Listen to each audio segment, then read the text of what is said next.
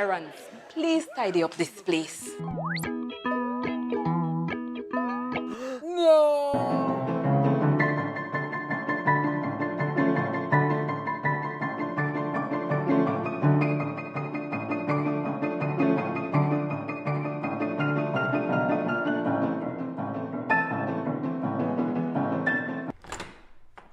Wow!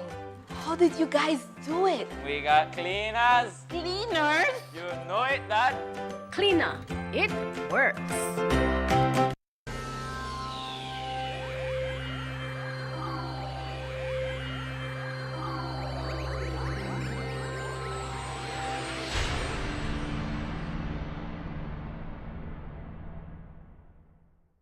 Coming up next on Plus TV, Plus News. Join our news team for half hour of local and national news. Plus News, informative, balanced, accurate, and current.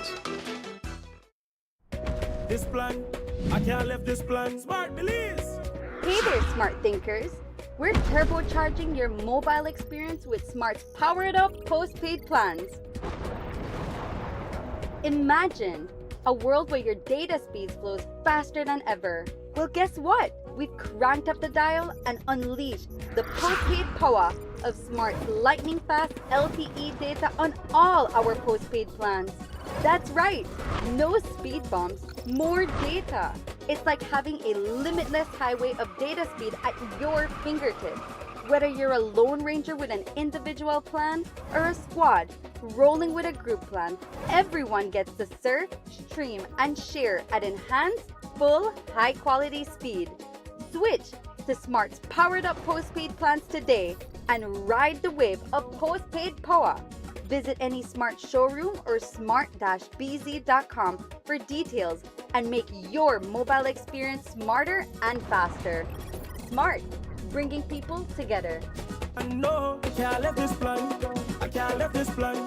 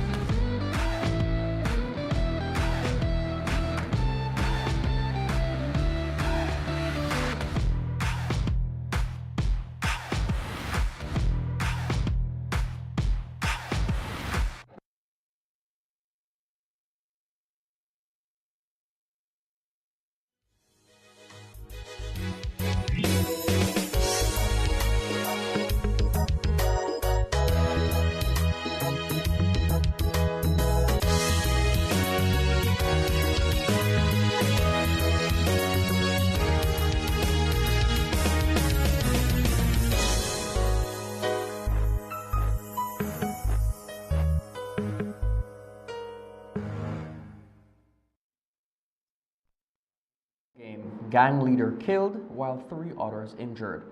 Murder in Cotton Tree Village, and firefighters meet with CEO to discuss overtime payments. These and other stories are coming up next on Plus News. Stay tuned. Through the courtesy of Builders Hardware, your home improvement warehouse. Welcome to Builders Hardware, your one-stop home improvement warehouse.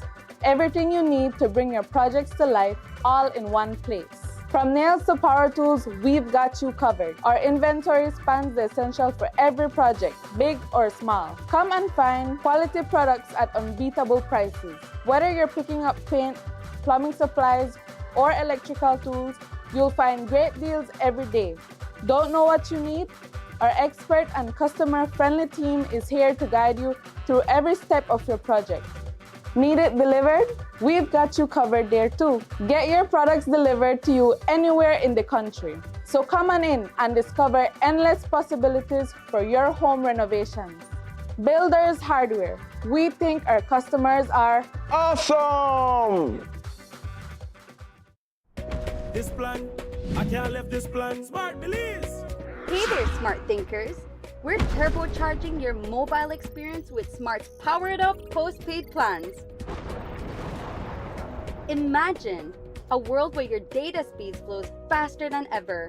Well, guess what? We've cranked up the dial and unleashed the postpaid power of smart lightning fast LTE data on all our postpaid plans. That's right, no speed bumps, more data. It's like having a limitless highway of data speed at your fingertips. Whether you're a lone ranger with an individual plan or a squad rolling with a group plan, everyone gets to surf, stream, and share at enhanced, full, high-quality speed. Switch to Smart's powered-up postpaid plans today and ride the wave of postpaid power. Visit any Smart showroom or smart-bz.com for details and make your mobile experience smarter and faster. Smart, bringing people together. I know I can't let this blind. I can't let this blind.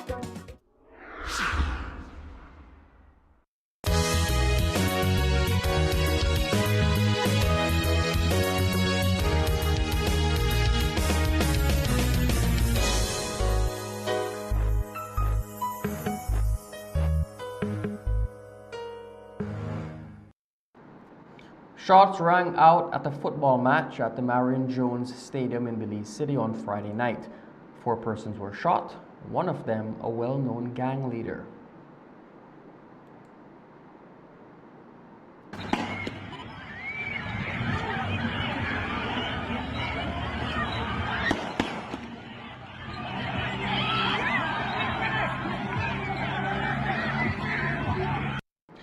BLC leader Brandon Baptist was dead when it was over. According to the Commissioner of Police, Baptist was not initially at the game, but was notified of an altercation with his gang members and those of the PIV gang. Baptist was not at the game earlier, at the inception. Was called to the field or to the stadium following some altercation someone may have had with members of the PIV gang. And upon arrival, he was there hanging out with other members of the BLC. They were at the lower end of the bleacher, and the PIV were at the upper end, in the same line of bleachers. Brandon got up and he went to where the PIV group were, and some altercation happened.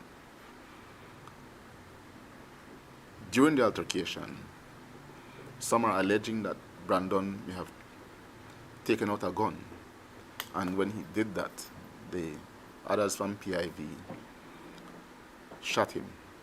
After having shot him, he continued to struggle with them, and he was eventually thrown over the railing of the bleachers, where his body was later found. The commissioner says that the police department will make no attempt at mediation with gangs at this time.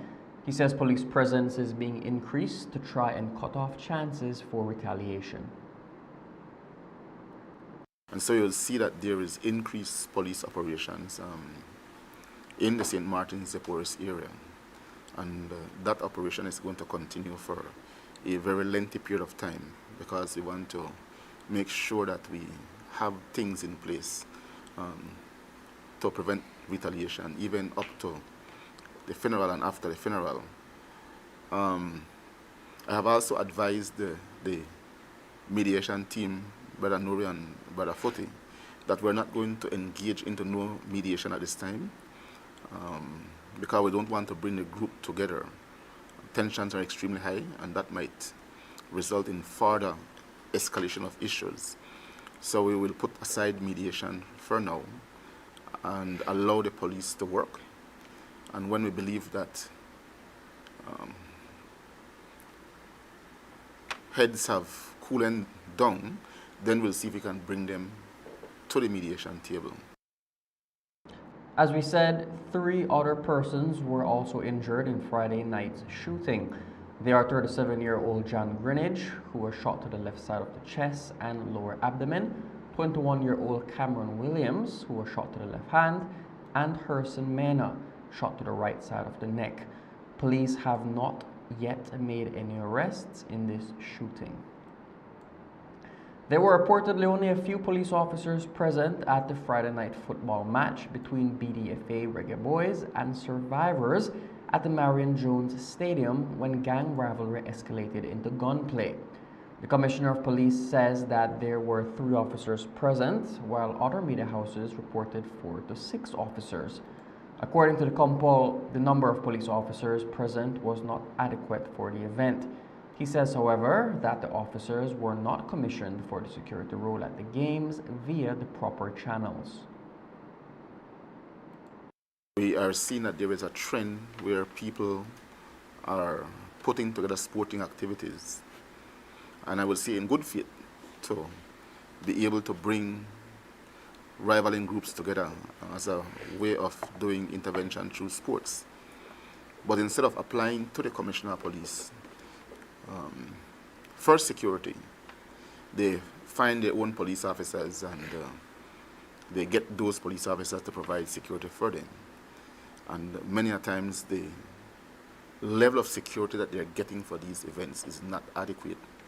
There is no way on earth would we have allowed 3 police officers to work a game of such magnitude where they're lone gang members. So the fact that there is this shortcut needs to be eliminated, and I have said to commanders that if it is that they encounter any such event and there is inadequate security there, or they have not applied to the commander on the grounds or to the Commissioner of Police, that they must bring the event to a stop until they can get adequate police to work these events. According to the Commissioner, the officers at the match said that they did search some of the gang elements for weapons as they entered the stadium, but nothing was found. Even so, Compol believes the officers who were at the game, knowing that there were rival gang elements present, should have been more alert. To have known that you have PIV and BLC gang on that bleacher, not too far from each other, police officers ought to have been up there to make sure that there is no clash between them. And that did not occur. So that's a failure on the part of police who are out there. There have been no charges levied as yet on anyone following the Friday night shooting of 4 persons that led to the subsequent death of gang leader Brandon Baptist. The Commissioner says that his officers have laid out a plan of action to try and keep the peace between the rivaling gangs even as their investigations continue. The Compol was asked if a state of emergency is being considered as well. While, yes, I will say to you that the possibility of SOE do exist, as we have always said that SOE must be used as a measure of last resort. And so we are utilizing our policing strategy right now and see how well and how long that is going to hold. And if it is that we are doing what we're doing and we see that the problem permits, then certainly we'll have to go to another level. I am hoping that we don't have to get there, that what we're doing right now is going to hold. We try to remain in dialogue with the other gang members because we do understand that there may be sympathizers of the BLC out there who may want to retaliate on behalf of BLC. So we're making sure that we do not provide that avenue for other groups to get into the fray, because then that is going to make it a huge problem for us. So far we're getting cooperation. I have said to the police officers on the grounds that whatever efforts we employ must be done in consideration of the work that LIU is doing, because we don't want to hamper the good work that LIU is doing at this time with the other groups. Certainly when it comes to PIV and BLC, LIU may have their way of dealing with them, but our policing method will be as such that we do not compromise what LIU is doing. Brandon Baptist was working with the Leadership Intervention Unit. the organization that works primarily with gang members and those who are at risk of being caught up in the gang lifestyle. The chairperson of LIU, Dominique Norales, told reporters today that it is always hard when they lose someone to violence. She says while they are saddened by Baptist's violent passing, they continue to work in the communities affected. Several moving parts that we have to reconsider. Sport, particularly football, is one that LIU, of course, leads with our William Dawson Peace Cup and Sprite Cups. I think we have to be able to tell communities that, I mean, this is, you don't want to just throw up your hands, right? Like, the world is pretty difficult and things happen, and it's really unfortunate that this would have happened. And of course, there has to be a reassessment of security protocol, special duty. There has to be a reassessment of just stakeholders being able to talk to the police and creating a plan of action when we know that sporting events, particularly football, because you know you're intertwined in these communities. These are communities that have been for a very long time socially excluded, and they have created a space for which they can recreate. And everybody deserves safety, not just one particular set of people. So irrespective of what would have happened, we have to ensure that security is up to par and safety is our top priority. As you heard the Commissioner of Police say earlier, the police is trying to work along with LIU to try and avoid escalation of tensions in the gang world. While the Commissioner of Police says that an SOE cannot be ruled out, LIU believes that mediation and addressing the social needs of the community is the better approach. Mediation is always happening, and you know we remain in the communities. I don't think SOE is on the table. It is something that I have always said that I, on a personal and professional level, cannot support. But it's a tool that the political directorate uses. But I don't think at this point it's necessary. People are grieving. People are going through the changes that this loss will cause inevitably. And our job is to ensure that on both the securitization and, of course, the peace building efforts remain parallel to each other, and of course also intertwined. They're out there on the streets right now, led by Mr. Dawson. So they feel the grounds and make sure that, you know, because sometimes people don't want to talk to nobody when these things happen either. But of course, there's always help. I think the Community Rehabilitation Department has counselors on call. And we, of course, remain open. They are our people. We talk to them every day. We know who their children are. We know when they go to school. We know we have information on our people, and that's something that we have championed over the last year or so. And so we know how and when to approach, because we deal with them on a daily basis. Police are investigating a murder that took place in Cotton Tree Village over the weekend. On Friday night, police were called to a murder scene in Cotton Tree. Reports are that 30-year-old Severino Mas Pop was laying in a hammock talking to his wife when someone from the street called his name. The man then shot Pop dead. According to police, they have since detained 2 persons pending questioning. A shooting incident at Cotton Tree Village. Upon their arrival, they saw the lifeless body of Severino Pop. Information that he was on the veranda of his house when someone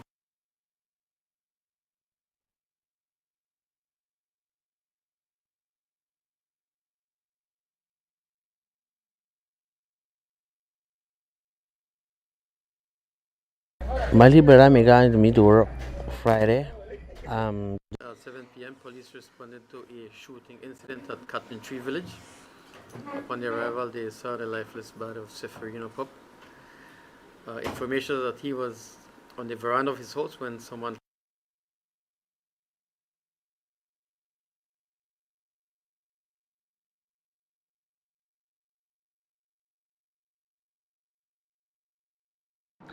Our news team visited Cotton Tree Village, where we met with Pop's family, who is preparing his grave. Pop's older brother lives beside where Severino was gunned down. He recalled the night his brother was killed. Mali brother me going to work Friday. Just pick it up the morning, 7 o'clock by the bus stop. We going to 8 miles to the Pinto Belize.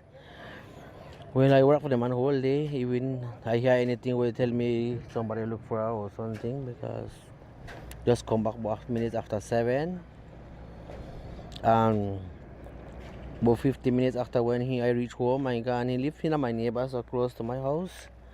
I just gone and I just me to get in the bathroom. Just me done in the bathroom already. When I had a shot bus, pop, pop, pop. When I come out outside, I cut off the light and see somebody. If when I but I don't know, I didn't even inspect. Maybe the police, because sometimes police they're wrong there every minute, you know. And I'm meeting the police and the bus on shot there. But I come out, I looking for outside. When I hear my sister in the bar, he said, "When I kill you, brother, then kill you, brother." But I can't believe when I hear that. Yeah. If you had any enemies or you had problems with anybody or anything like that? No, sir.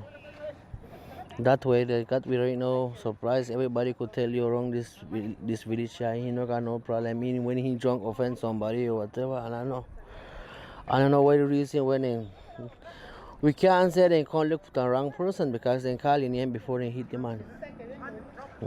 I can't say they can't kill somebody by mistake because they call for his name before they hit her. He was on the veranda, right? Yeah, he was on the veranda with the wife. He went on the veranda with the wife, and the wife, when he had heat, and she grown inside and left the husband by the hammock. That's all I got to say for the man. Severino Mas Pop leaves behind a wife and 5 children, one as little as 4 months old. According to the family, they are looking for answers as their brother was a hardworking man who had problems with no one. We have 5 kids and a wife. The no one will have one small one, just got about 3 months or 4 months right now. Yes, that I was sorry for them because then too small.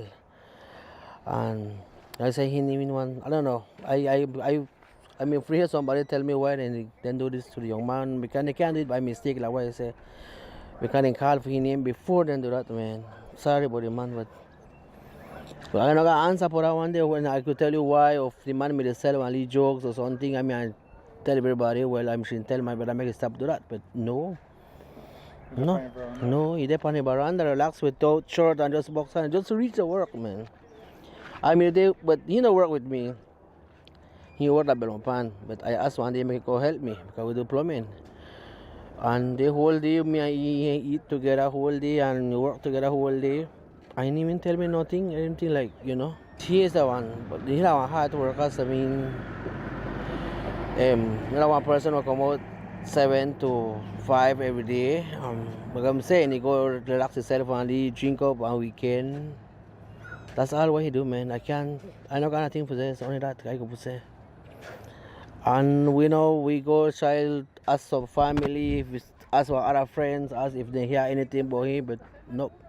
We want to find out the why, but we don't find nothing. We'll take our first break and be right back. Stay tuned.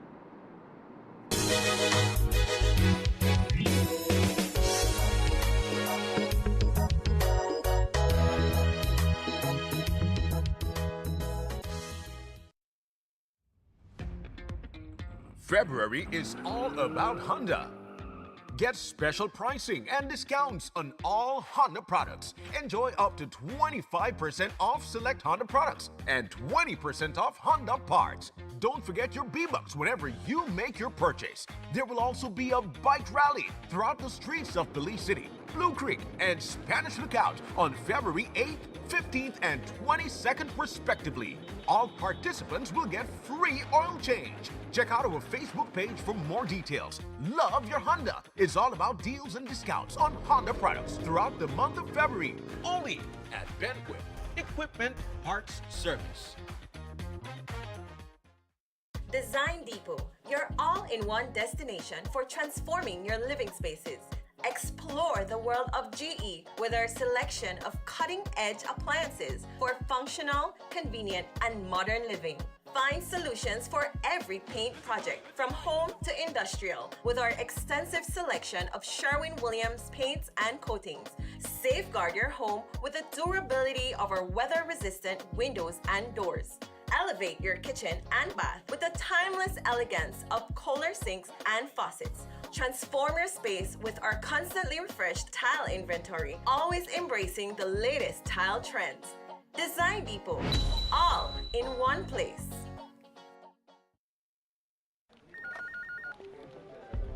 As one of the largest cable and internet providers in Belize, CBC strives to provide our customers with the highest standards of quality, value, and service in all aspects of cable TV and internet.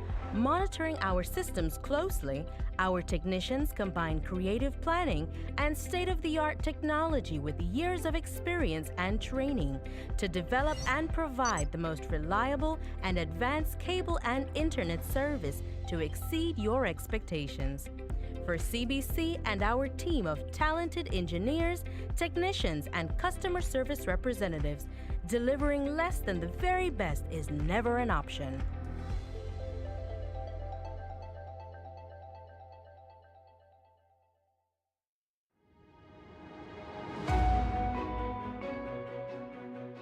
The Climate Finance Unit, established in 2022 within the Ministry of Economic Development, focuses on accessing climate finance to support Belize's adaptation and mitigation targets.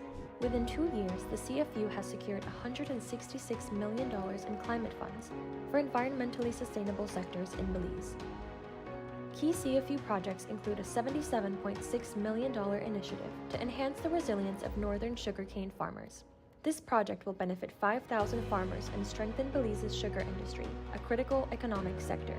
Additionally, CFU is leading a $44 million IDB-funded wastewater and solid waste management project on Key Cocker to enhance the island's environmental health. Through the IDB Klima initiative, Belize can receive a 5% loan rebate by achieving climate and biodiversity targets. The CFU's ongoing work supports a range of sectors, including agriculture, water security, and coastal management, and has created over 144 jobs through climate finance projects.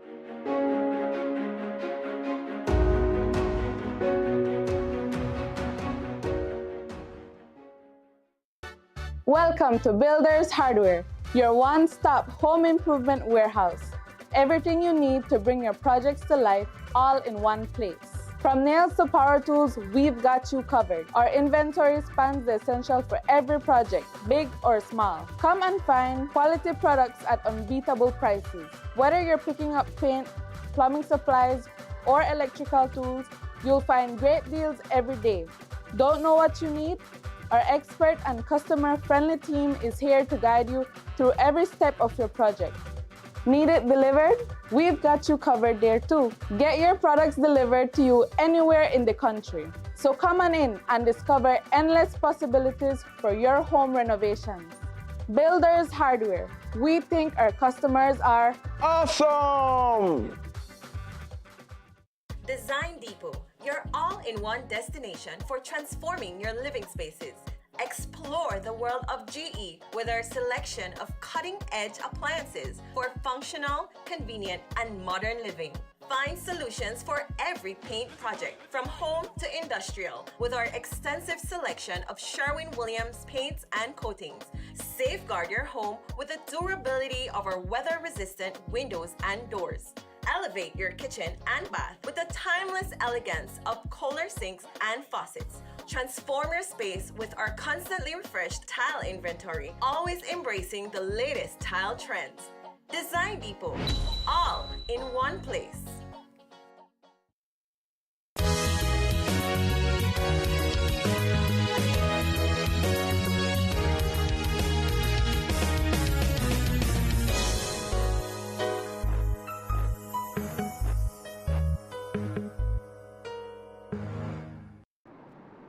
Welcome back. The Professional Standards Branch has commenced an investigation into the incident where Emil Rivers was shot by police. On Friday, January 24th, Rivers was detained in respect to an aggravated assault against a senior officer. He was in custody at the Independence Police Station on Friday afternoon And on Saturday, he attempted to escape and somehow managed to arm himself with a knife and was subsequently shot by an officer. Initial reports from the police were that Rivers was shot to the foot, but the fact is that he was shot to the midsection. Today at the police press briefing, Senior Superintendent Glenn Rivero told us about the investigation into the incident. I can clearly say that our investigation so far have not indicated that the officer who fired the shot intended to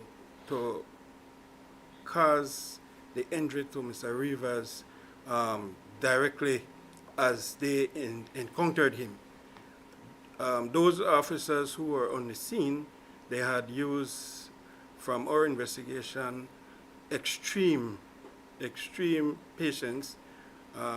They have given command to him to put down his weapon, right?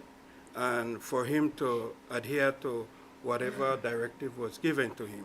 I can say this, that our investigation also showed that Mr. Rivers, during his detention on the Friday evening, he had escaped.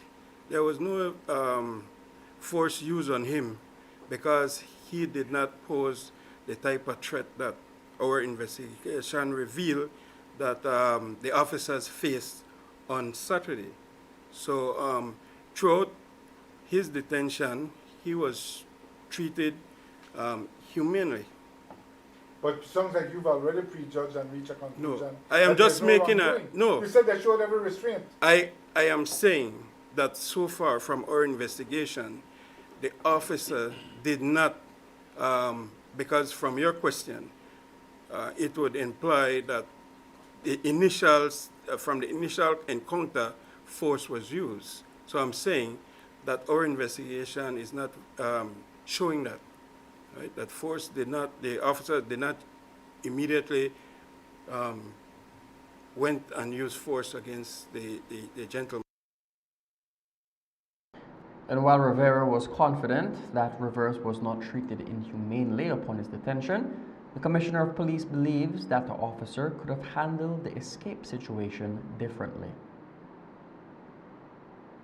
Clearly, the officers on the ground were not properly trained in terms of dealing with this issue, because listening to Mr. Rivers, his issue of not surrendering to the police was one of fear.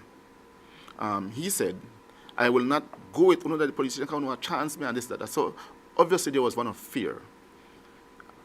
And the method the police used to de-escalate or to convince him to go with them was, like you rightly said, 3 guns trained at him and a series of obscenities, right? That is not going to make him calm. It is not going to make him want to surrender, because all he sees is that if he surrenders, he might be killed or severely injured by the police.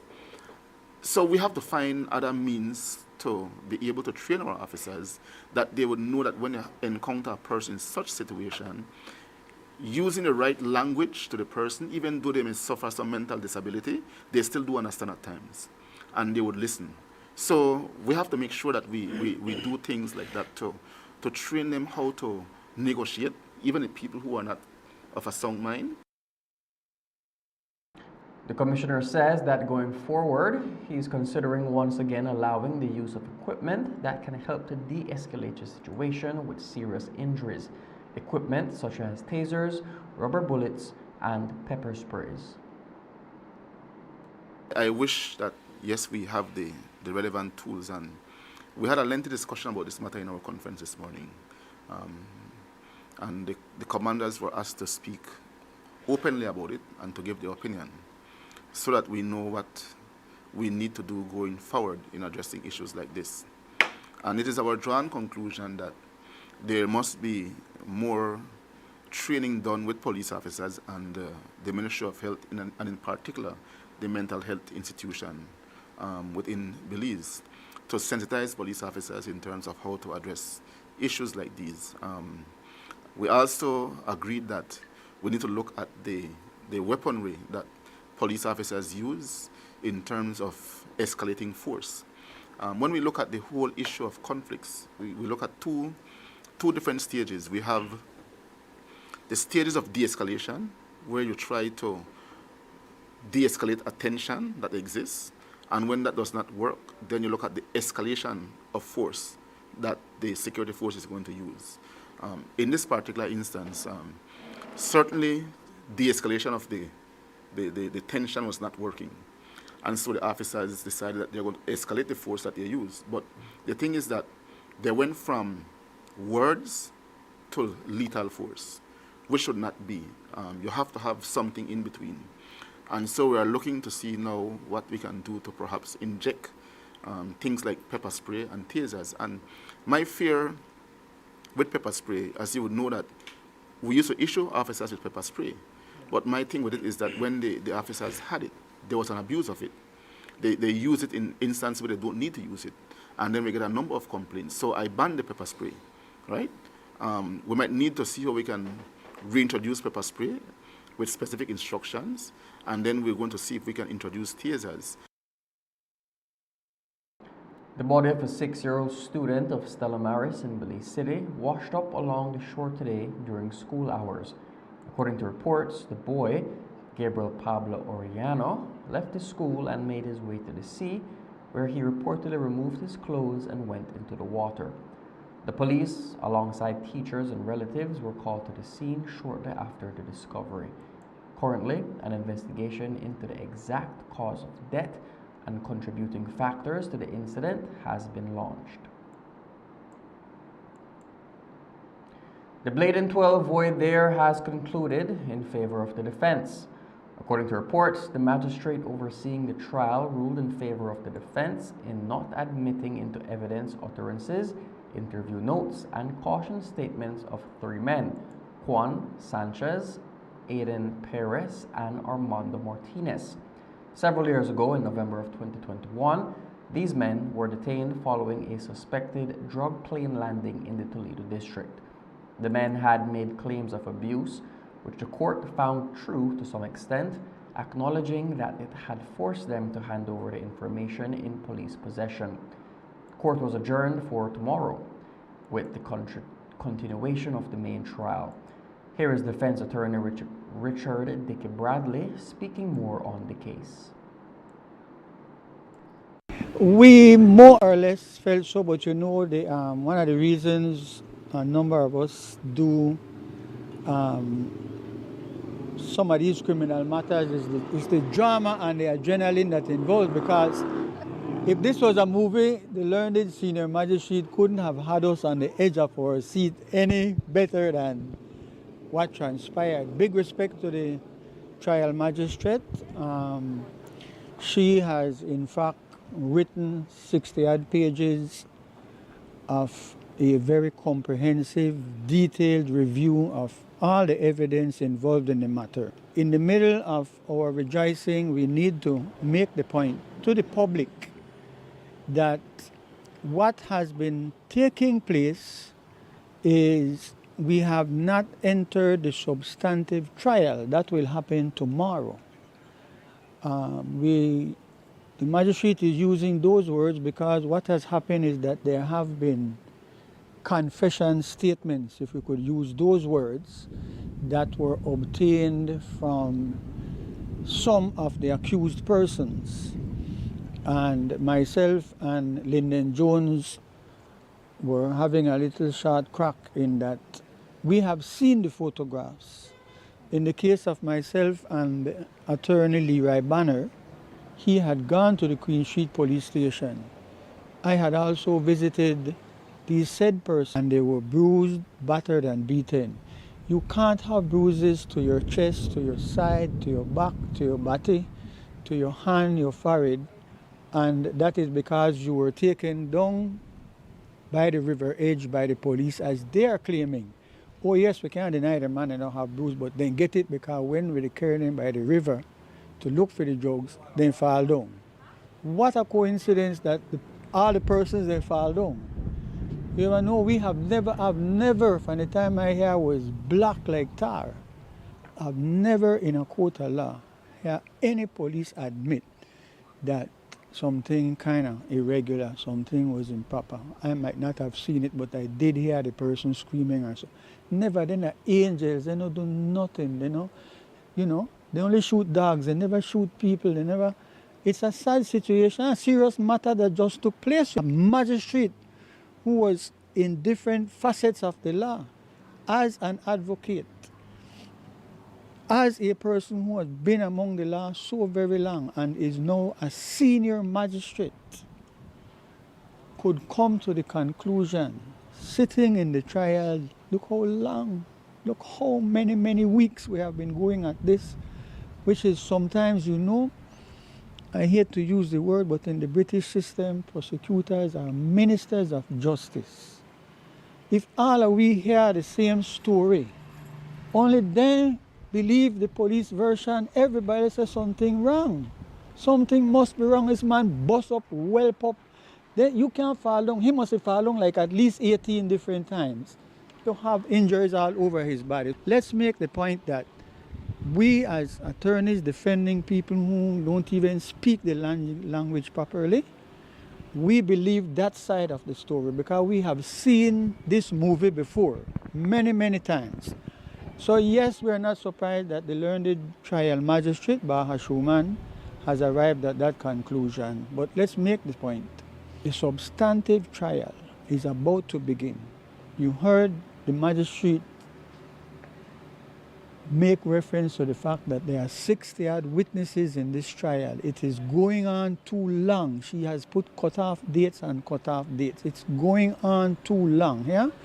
Justice delayed is justice denied. So several of the persons who would have been convicted on the grounds that they put their signature to a piece of paper in the presence of a justice of the peace, and they need to be retrained. You can't say, I sat with him for 5 minutes, and after that I tell the police to come and take the statement. The man don't get beat up, kick up, stamp up, whop up, and threaten that if you ever say anything, you're going to get worse. What you going to do? They may beat me, but not say nothing. No, man, it don't work like that. But you see, the magistrate looked at everything. What the police, they said, what they wrote in their statements, and it doesn't add up, We live in a logical world. This is not the presidency of the United States. Our world is logical. So it means then, if that is the only evidence against those persons, the case against them has just fallen to the ground, flat. This morning, 13 firefighters from across the country met with the CEO of Disaster Risk Management and the CEO of Public Service. The meeting was in reference to the go-slow that numerous firefighters are currently participating in. On Friday, news broke that a group of firefighters would be participating in a go-slow due to their overtime payments being cut. The decision follows what firefighters say have been years of deteriorating conditions, outdated equipment, and insufficient compensation. They also alleged that fire department leadership mismanaged funds while neglecting urgent needs. After this morning's meeting, we spoke with the CEO in the Ministry of Disaster Risk Management, Kennedy Carrillo. She explained the reasoning behind the OT adjustments. A meeting this morning, myself, the CEO of the Ministry of the Public Service, with 13 firefighters from different geographic divisions of the fire department, and they were accompanied by the president of the Public Service Union, Mr. Dean Flowers. Obviously, some of the concerns that they have had in terms of adjustments that needed to be made with their overtime led them to come to quite a productive discussion with us that not only addressed this, but some of the other concerns that we are very well aware of and responding to. First of all, in regards to the overtime that had to be adjusted, as everyone knows, we are quickly coming to the end of the fiscal year. And unfortunately, historically, the fire department has always been one of those departments that is sometimes under budgeted, because as you know, fires are very unpredictable. So you may be able to estimate a certain budget and then you end up with a lot more fires. And obviously the overtime would then be adding up. And so throughout the year, the ministry has ensured that the firefighters have been receiving their overtime. As a matter of fact, we know that there are instances where some firefighters receive more overtime than the actual salary. And so with the end of the year, fiscal year coming very close, we had to make some adjustments to make sure that we could make it to the end of the fiscal year. I want to say that, you know, sometimes maybe the message was not carried in the best way, and this created some discontent among the firefighters. And so some of them took to the media, which is their right. And like I told them this morning, it also helped us to really understand how important this is to them. And so they were here this morning, as I said, with the president of the union, where they expressed what are some of their concerns.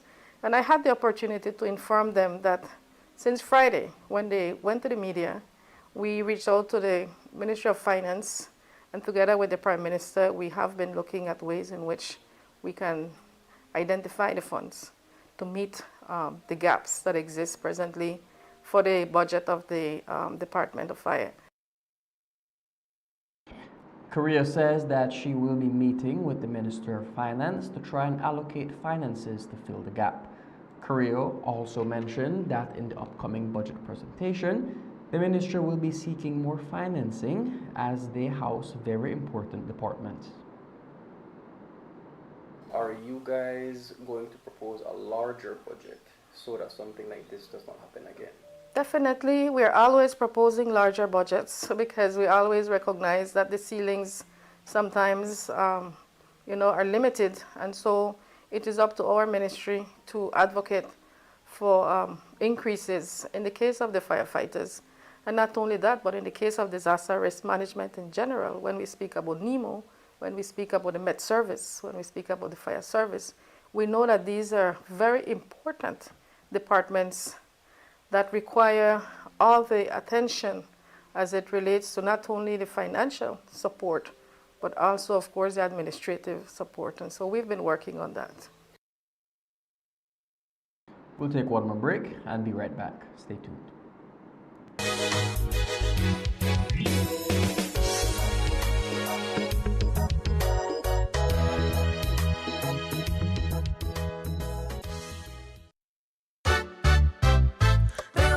We've got the plumbing and electrical in our store. We've got the paints and the brush and light fixtures. That's for sure. We've got steel, cement, and tiles galore. And so much more. We've got everything in that store. We've got windows and doors just for you. In our store. We've got sheetrock, plywood, and hardwood too. That's for sure. Tools for gardening in the great outdoors. And so much more. We've got everything in that store.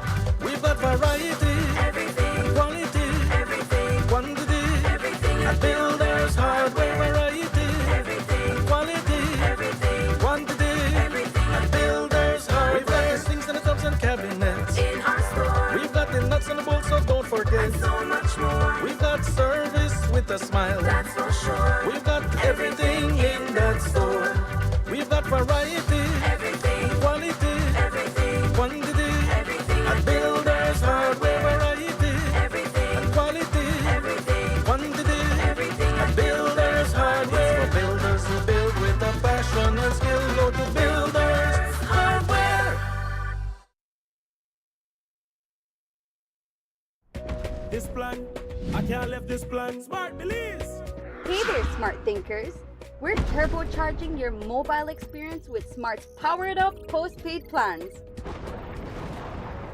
Imagine a world where your data speeds flows faster than ever. Well, guess what? We've cranked up the dial and unleashed the postpaid power of Smart's lightning fast LTE data on all our postpaid plans. That's right, no speed bumps, more data. It's like having a limitless highway of data speed at your fingertips. Whether you're a lone ranger with an individual plan or a squad rolling with a group plan, everyone gets to surf, stream, and share at enhanced, full, high-quality speed. Switch to Smart's powered-up postpaid plans today and ride the wave of postpaid power. Visit any Smart showroom or smart-bz.com for details and make your mobile experience smarter and faster. Smart, bringing people together. I know I can't let this blind. I can't let this blind. Hello Belmopan, welcome back to the second segment in this series of the Trade License Act 2024. I'm Councillor Chris Enriquez, and today we'll be discussing your business productive footprint and how it impacts your trade license fee. Let's break it down. Your business's productive footprint is the square footage of the area where your operations are conducted. It excludes common spaces such as agricultural lands, lobbies, restrooms, stairways, parking lots, storerooms, and shared hallways, unless they are used for profit. Your business falls under an economic classification based on your business type. This classification, as well as your zone, will further determine the rate applied to your business. Hi, I'm Lauren Milton. I'm the Evaluation Manager here at the Belmopan City Council. I know a lot of people keep wondering what we're measuring when we visit their business, so let's take a closer look at what productive footprint looks like for the different types of businesses. As you can see, we measure the area used for business purposes only. This includes retail space, dining areas, or workspaces. For example, here's how the productive footprint is calculated for a coffee shop, a supermarket, and an office space, specifically an accounting firm. Let's take a coffee shop for instance. Here we see the kitchen, the bar, and the dining areas as productive space. What's noteworthy here is that a restaurant and an ice cream parlor has similar productive space as a coffee shop.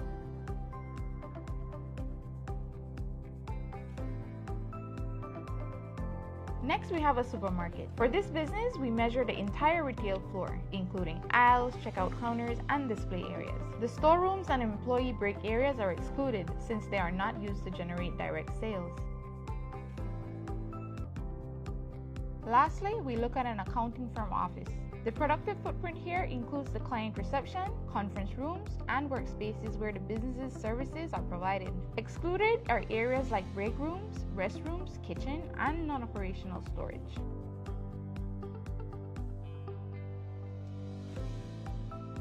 As you can see, productive footprint is the usable square footage where your business is conducted. This excludes common areas like lobbies, restrooms, and parking spaces, except in cases where these areas are used for profit. Remember, productive footprint looks different for different businesses, so be sure to accurately measure your premise to ensure your fees reflect your footprint. It is important to note that Schedule 8 of the Trade Licensing Act sets fixed trade license fees for specific classifications such as traveling professionals and auto dealers. Knowing your economic classification and accurately measuring your productive footprint isn't the only factor in your trade license process. You must also consider that there are 4 municipal zones and that your business is located in one of them. Each zone has a different guideline that will affect the rate applied to your trade license fee. As a reminder, the new Trade License Act takes effect on January 1st, 2025. Businesses without a trade license by then are subject to penalties and fees. So we encourage everyone to apply early before the deadline, December 31st, 2024.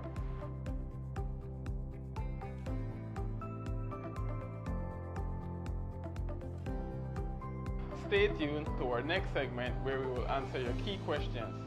Thank you for watching, and let's build a prosperous Belmopan together.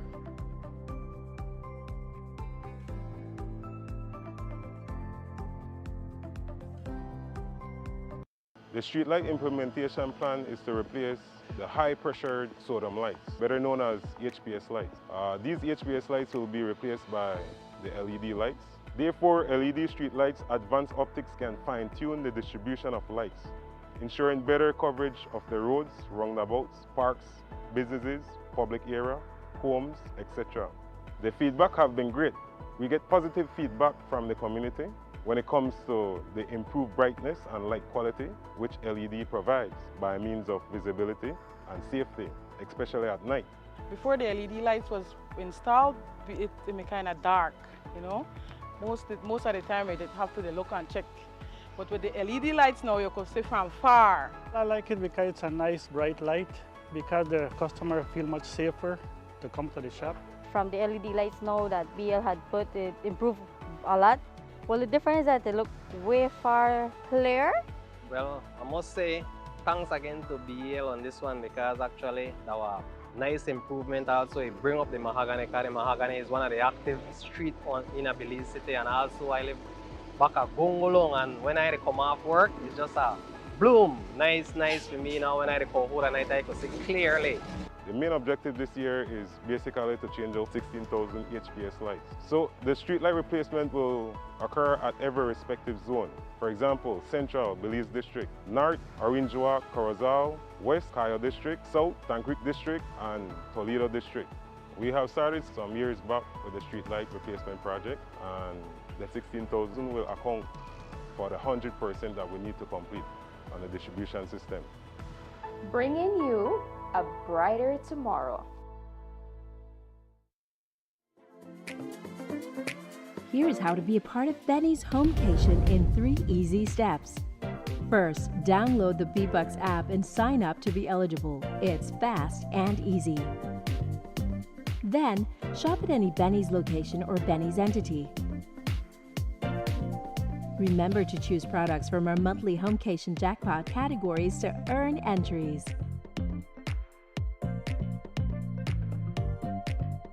Now you can earn B-Bucks with purchases made and be a part of the Benny's Homecation jackpot for a chance to win the $10,000 grand prize in December. Win the ultimate Homecation with Benny's, quality and savings. Well, we know that the land has been identified.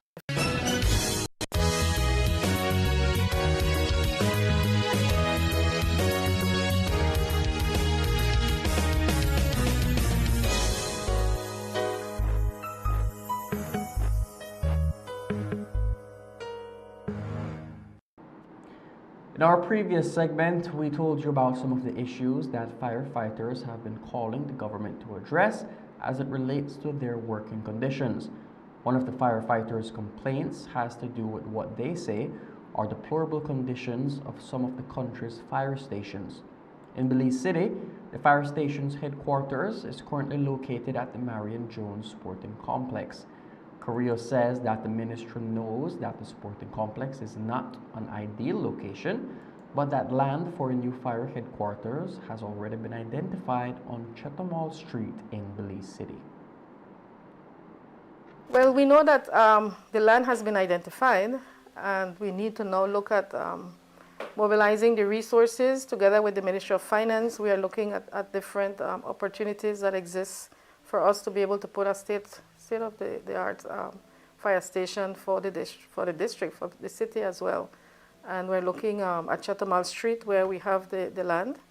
And so it's definitely one of our priorities to remove the guys from where they presently are at the Marion Jones, which we know is not the best location. It was never the best location. It was supposed to be just an interim arrangement, and it is our responsibility to ensure that we work very quickly to get them out of that space. No timeline. I can't tell you a timeline as yet, but definitely it is a priority. Our good news for today is taken from Psalm 56:3-4. It says, "When I am afraid, I will put my trust in you. In God, whose word I praise, in God I have put my trust, I shall not be afraid." And that's the news. Thank you for joining us. From all of us here at PlusTV, I'm LJ Wade. Have a good night, and God bless.